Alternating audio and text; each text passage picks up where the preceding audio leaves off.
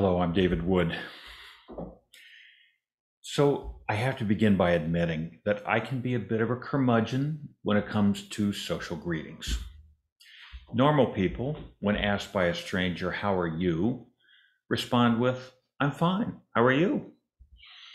The answer is reflexive. A stranger's question, "How are you?" is recognized as an invitation to connect over some inconsequential transaction like picking up the dry cleaning. But that wasn't the way I rolled. The stranger's query, "How are you?" felt complicated to me. I found it impossible not to take it literally, and frankly, I felt irritated to be asked a question that didn't call for a candid response. The waiter at the restaurant didn't really want to know how I was this day. He just needed me to say, "I'm great. How are you?" so he could get on with telling me about today's specials. Really, I wanted to say, in this day and age, we have to exchange wishes for each other's good health before I can order a plate of spaghetti. It just seemed ridiculous, a holdover from another age when strangers said to each other, "Hail, fellow, well met," and all that sort of thing. Hadn't we evolved beyond this kind of silliness? So when a stranger asked me, "How are you?" I would growl, "I'm fine," and leave it at that. Rarely would I reciprocate by asking how he or she was this fine day. It just felt disingenuous to me. I didn't want to know, so I wasn't going to ask. Well, my friends would jump all over me for this. The question's a convention, they would say, not a request for information. Greetings are important. They're how we show we care about and respect one another. Couldn't I just suck it up and say, "I'm fine, how are you?" Well, I got the message here. You weren't raised by wolves. Grow up, act like a member of society. And so it was that grudgingly, I began to answer a stranger's question, "How are you?" with what seemed to me to be an acceptable compromise. I'd say the obligatory, "I'm fine," but I wouldn't ask the fatuous counter question, "And how are you?" because I didn't really care about the answer. Instead, and here comes the compromise, I would say, "I'm fine. Hope you are too." For me, this response seemed to check all the boxes. Acknowledgement of the rhetorical question, "How are you?" Check. A responsive declaration of well being that I may or may not actually feel? Check again. An insincere expression of interest in the questioner's good health? Again, check. Sounded like a win win for everybody, right? But according to my friends, that wasn't good enough. I wasn't playing by the rules, I was told. Saying, "I'm fine, hope you are too," leaves the questioner hanging, feeling awkward, unsure what to say next. Why would I do that to a stranger who was just trying to be nice to me? Well, I thought that was a little unfair. "I'm fine, hope you are too" seemed an acceptable response to a throwaway question, making exchanges of greetings short and sweet. At worst, I was abbreviating the interaction, freeing up the waiter or clerk to get on with selling me something. Wouldn't their supervisors approve? I mean, let's not forget, we want the same thing here. The service person wants to get me fed and on my way. I want to order my meal and be left in peace. Neither of us wants to hang around and chit chat like we were old buddies. My response, "I'm fine, hope you are too," spared us both the social greeting dance, keeping the economy moving, meeting everybody's needs. Again, a win win, right? Then, on February 17th, 2017, our son Galen died, and my world imploded. Suddenly, I found myself constantly hypersensitive, a bundle of nerves, unable to think. Everything hurt. I felt like I had no skin. Now, a stranger's question, "How are you?" felt like a fingernails on a blackboard. And saying I was just fine was a lie I didn't feel like telling. When a grinning teenager at the Starbucks counter asked me how my day was going so far, what I wanted to say was really, really awful. So awful that it feels like my head is going to explode. So unbelievably, indescribably awful that it feels like my heart has been ripped from my body, still beating and stomped on the floor. That's how my day is going so far. About a week after Galen died, I walked into a men's clothing store to buy a shirt. A young man came bouncing up to me and asked me how my day was going. When I muttered, okay, he cranked up his grin a notch and said, "Come on, man.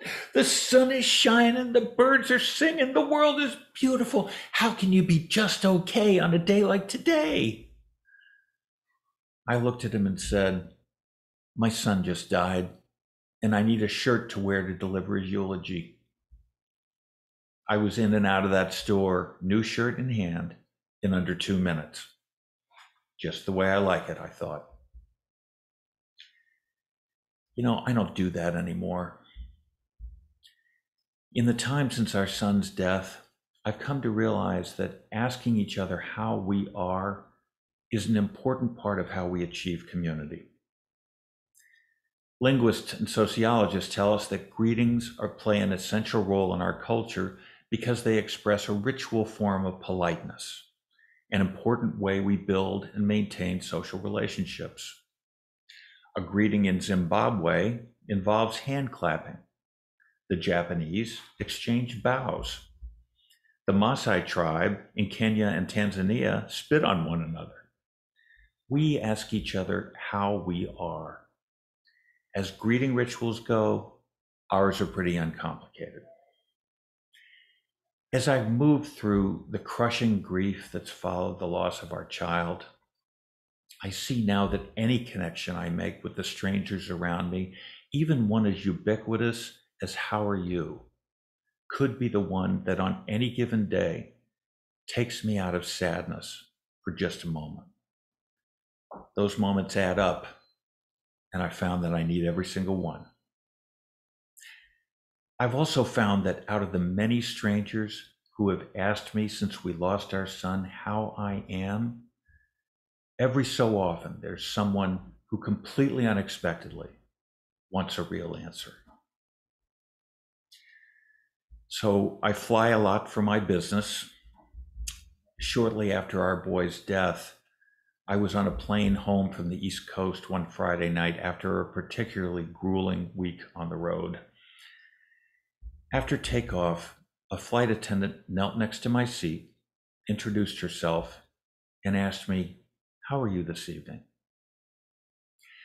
As I was about to reply, I saw a shadow of concern cross her face, and I realized I had been sitting there crying. As I struggled to regain my composure, I choked out that one of my children had recently died. Looking straight into my eyes, she reached out and squeezed my hand for just a moment, then went on with her work. Had I responded to her question, "How are you?" with "I'm fine, hope you are too," I might have missed this moment of connection, this gift of compassion she gave me that got me through the next few agonizing hours. I think of that woman as an angel, and I will be forever grateful for the comfort she gave me in a time of great darkness with just a squeeze of my hand. Since then, I've come to know that I'm surrounded by angels like her. As my head has cleared in the wake of tragedy, I've encountered strangers who have shown me profound goodness when I least expected it, just because I opened my heart for just a moment and answered the question, "How are you?" with something other than "I'm fine, hope you are too." There are so many angels in this virtual sanctuary today.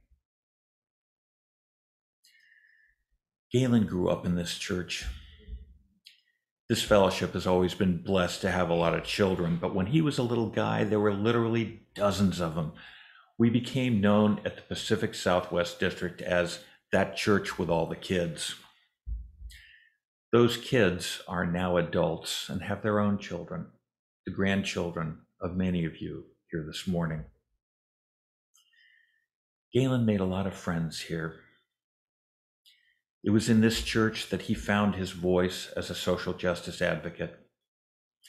It was at family camp at De Benneville Pines that he found his love for the mountains and nature that stayed with him for the rest of his life. His death required my wife Elizabeth and me to perform unthinkable tasks that no parent should ever have to do. Elizabeth arrived at the scene of his death and had to identify his body.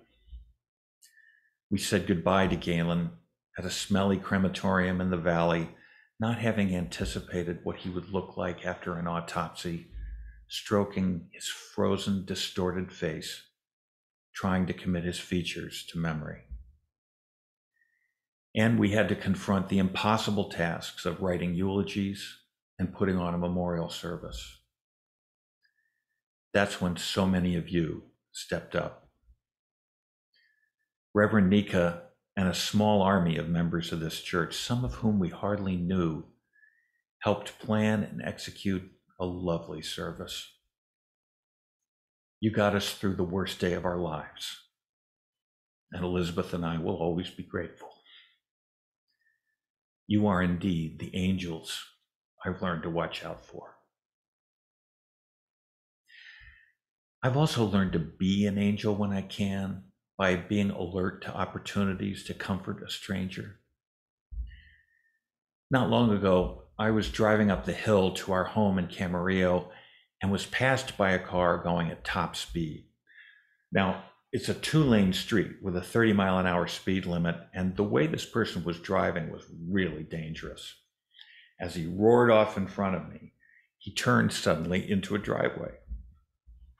Well, I assumed he was drunk, so I followed him, thinking I would tell him to stay off the road or I'd call the cops.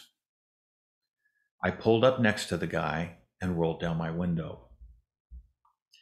What I saw was a young man, maybe 18 or 20, crying uncontrollably. My desire to tell him off instantly melted away because I saw something I immediately recognized: the face of human suffering. I asked him, "How are you?" Through racking, heaving sobs, he told me his father had recently been killed in an accident. I don't remember what I said to him, only that I spoke in soothing tones. As he began to calm, I asked him if this was where he lived. He said it was. I replied, as gently as I knew how, that he probably shouldn't be driving. The young man nodded and went inside. You know, in retrospect, I think of this encounter as another of life's gifts to me. The opportunity to be an angel for the briefest of moments towards someone who is suffering terribly. It's how I get to repay the universe for the kindness that strangers have shown me. Galen's been gone for almost 5 years now. I know that sounds like a long time, and for most things, 5 years is a long time, but not when you lose a child. I think of him every night before I go to sleep, every morning when I wake up, and often many times in between. Grieving, it's like no other process. It has a beginning and a middle, but never an end. It never goes away. It only changes. But the strength and resilience we learn from walking through catastrophe never goes away either. There are many of us walking through the pain of losing someone we love, never coming out the other side, but still moving toward a place where most of the time we can remember our loved ones without breaking down. Sometimes at our worst moments, It feels like the lights have gone out and will never come back on. It just feels like the end. But it isn't. St. Francis of Assisi said, "All the darkness in the world cannot extinguish the light of a single candle." I know now that the darkness that follows in the wake of terrible tragedy will not last forever, and that one stranger in 10 or 100 or 1,000 who really wants to know how I am on a particular day is a flicker of healing light. I've also come to know that every so often a suffering stranger will wander into my world for just a moment, needing me to ask, "How are you?" and listen to the answer. I guess I've grown up a little since our son's death. I get now that the ritual exchange of greetings with a stranger asks very little of me. All I have to do when someone asks me how I am is to keep an eye out for angels and speak my lines, which, as it turns out, are the truth most of the time. I'm okay. Losing Galen has been unimaginably painful, and sometimes it's still that way. But at this moment, I'm right where I'm supposed to be, here with you, sharing in the spirit of mutual friendship and support, asking one another with open, loving hearts how we are. How am I? I'm fine. I hope you are too.